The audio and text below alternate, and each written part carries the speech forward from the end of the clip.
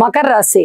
మకర రాశి వారికి ఈ వారం రోజుల కాలాన్ని పరిశీలన చేస్తూ ఉన్నట్లయితే 2 గ్రహాల యొక్క ఉనికి మాత్రమే బాగుంది.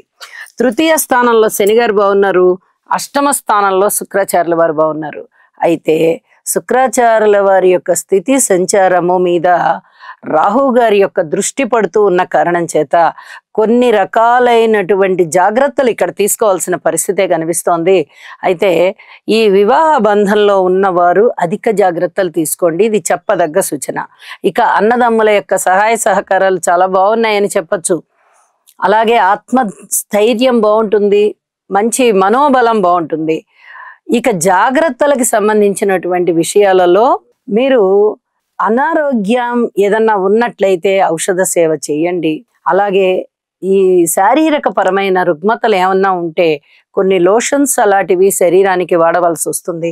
అది దానికి సంబంధించి జాగ్రత్తగా చూసుకోండి అని చెప్పి ఒకసారి నేను హెచ్చరిక చేస్తూ ఉన్నాను. మిగతా అన్ని విషయాలలోనూ పూర్తి జాగ్రత్తలు తీసుకోవాల్సిందే.